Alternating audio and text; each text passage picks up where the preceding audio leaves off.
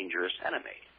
So they decided that war was the solution to bring about change in America. And, it was shortly after that point that, ever since that point, the United States has been in wars. It really is the perfect inverse of James Madison, isn't it? He says, our liberty is never more threatened than when we're at war. And they take that and they say, hey, good idea. That is a good idea, they say, yeah. But how are we going to get people to willingly give up their liberties? Get them into a war. That's very simple. And so you have to give them credit for it.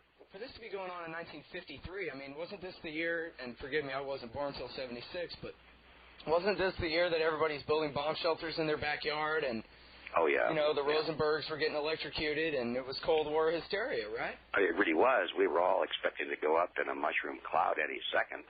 And, nobody was in a serious mood to get excited about a few extra laws restricting their freedom. I mean, after all, we're talking about survival here, right? And it's still that mentality. And that brings up an interesting point, too, because, the right often, and, I hate to say it, but I'm thinking of the John Birch Society here, for example. They often use they kind of draw a little chart and say pressure from above and pressure from below and the pincher strategy and how to move us toward a total state. And of course, they're always talking about left-wing radicals in the street demanding more government and then that government coming to their rescue. But the same goes for the right wing, too. I mean, the whole anti-communist mentality back then, the Second Red Scare, did just as much to diminish American liberty as the communists were trying to do, right? Well, I couldn't agree with you more, actually. The only thing with me is that I don't like to use the phrase right wing and left wing because it really doesn't have much meaning, Supposedly on the left, the extreme left, we have the communists, and supposedly on the extreme right, we have the Nazis and the fascists. And I say, what's the difference between those two? There's very little difference except the emblem on the flag.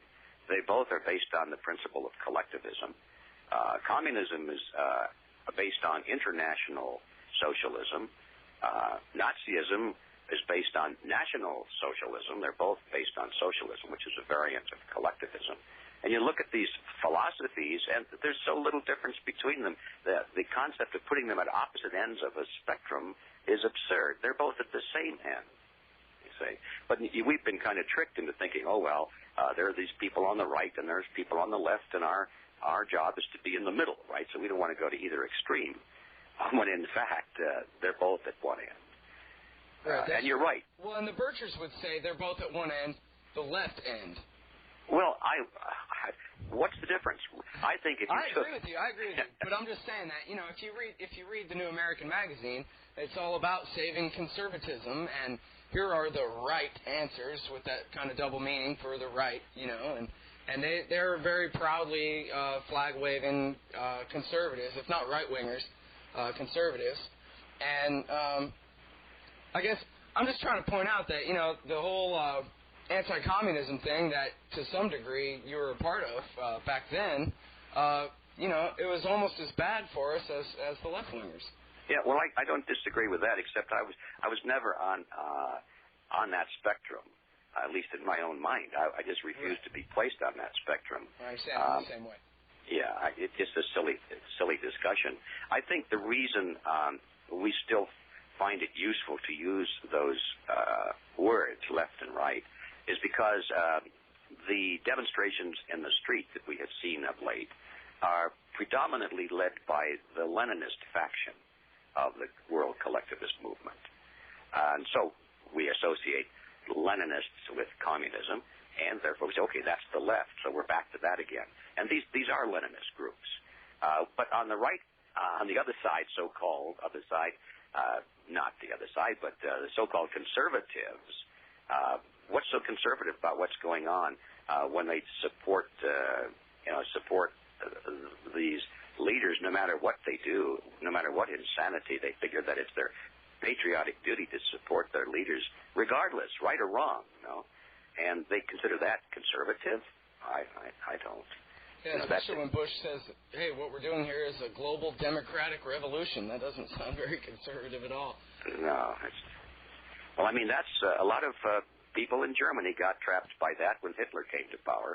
They said, well, he's our leader, you know, and we have to follow our leader, and if we don't support our leader, then we are traitors to our government. And that's how the German people allowed a lot of that to happen. And now it appalls me to hear Americans using the same arguments here. The very same ones. Yep. In fact, you know, it occurred to me back when, I guess just a few weeks ago, there were all these comparisons of Bush and Hitler from the MoveOn.org crowd and all that. And I was just thinking that really, I wouldn't necessarily compare Bush to Hitler so much as I would compare the American people to the German people in the 30s.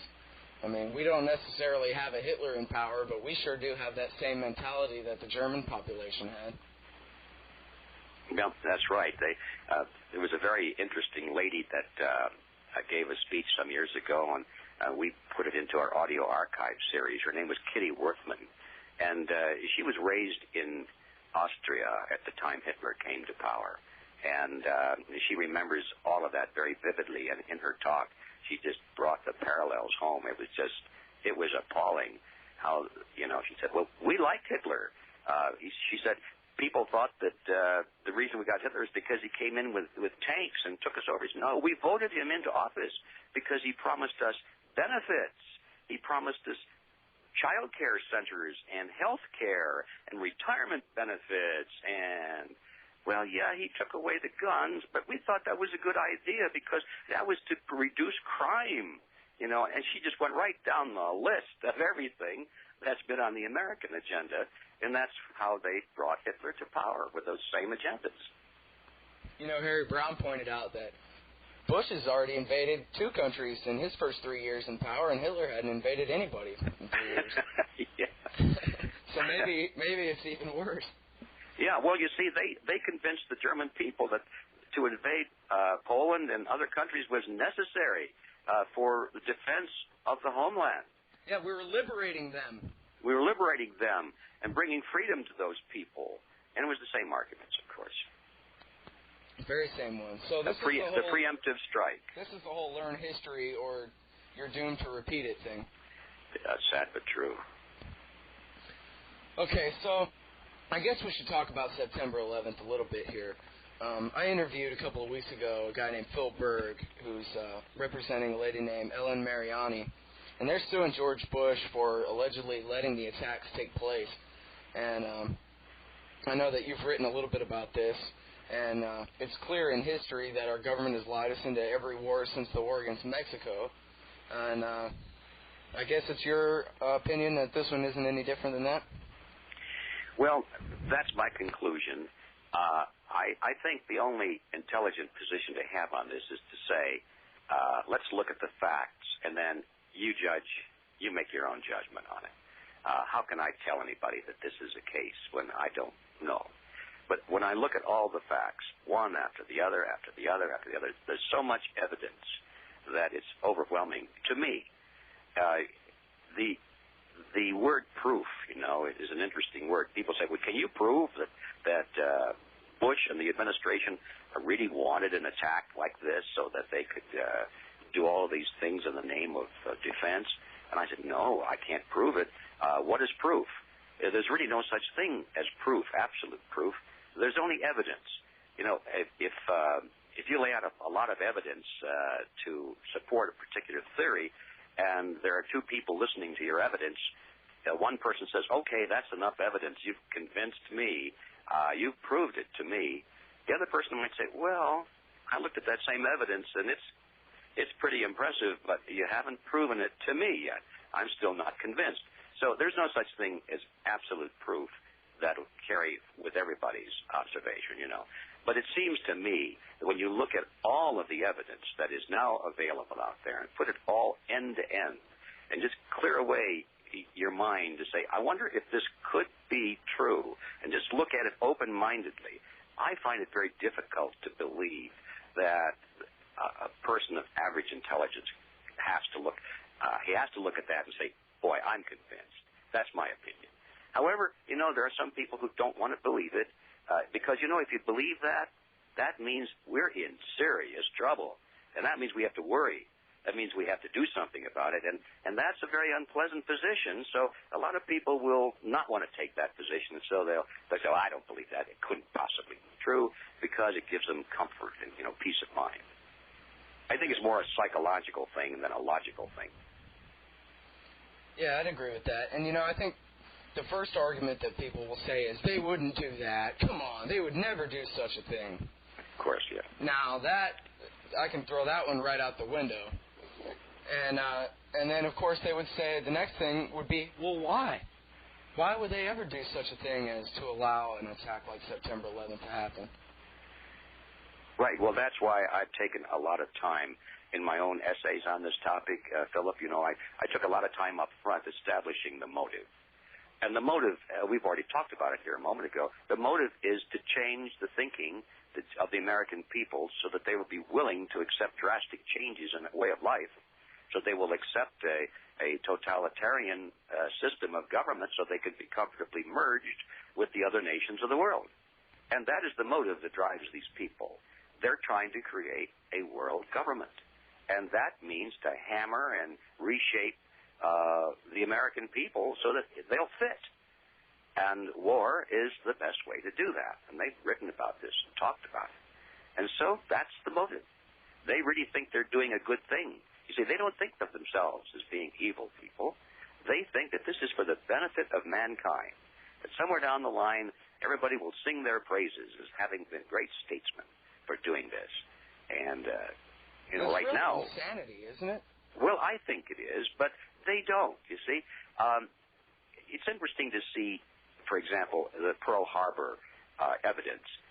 For years, people just refused to believe that President Roosevelt and his cabinet members and high people in the military knowingly encouraged the Japanese to attack and then allowed the attack to happen so that it would appear as a surprise attack. They just refused to believe it. They couldn't believe it. Well, now the evidence is so clear, in spite of all the burying of the evidence that they've done over the years, it just keeps coming up. And now Roosevelt's defenders are saying, well, yes, he did. But, wasn't that a wonderful thing that he did that? Because now, you see, we got into that war at an opportune time. If we didn't get into it then, perhaps Hitler would have attacked America, and we would have had a greater loss of life. And so, you see, it was an act of statesmanship. So now the argument has changed that to do that, to deliberately allow a couple of thousand American servicemen to be slaughtered in a needless surprise attack was actually an act of statesmanship. And this is what I think the present leaders are expecting to have happen to their reputations in the future. They expect to go down in history as having been great statesmen for doing this. Because now, you see, they've moved America closer to this wonderful world government that supposedly will put an end to all wars, and people will live in collectivist paradise. And so we had to sacrifice a few thousand Americans, but the price was small. Oh, man. And, I have interviewed Robert Stinnett on this show, and that is exactly what he said. That's it, what he said. And yep. he's a total true believer, too. I mean, I got to give him that. I mean, he'll say he really believes that Hitler would have invaded South America or Canada or something if we hadn't got involved when we did. Yeah, so once you get that mindset, you see, you can justify any atrocity because it's all for the greater good of the greater number. And, of course, that's the philosophical basis of collectivism. Can we talk realism for a minute here? I don't think that anybody can ever control the whole world. I mean, even if they do have a monopoly on the nuclear weapons and on the aircraft carriers and fighter jets, it's still a pretty big planet Earth. There's bodies of water and mountain ranges and armed populations all over the place. I mean, it seems to me that, this dream of John Ruskin, going back 130, 40, 50 years or whatever, of having this collectivist world state, at some point, don't these conspirators, or whether they're really conspirators, whether they just do it all in the open, I guess, is up to debate, but don't they realize that this is ridiculous? And that the reason there's nation-states is because people are different and they make little nations, No, I don't think they do realize that, because they are true believers.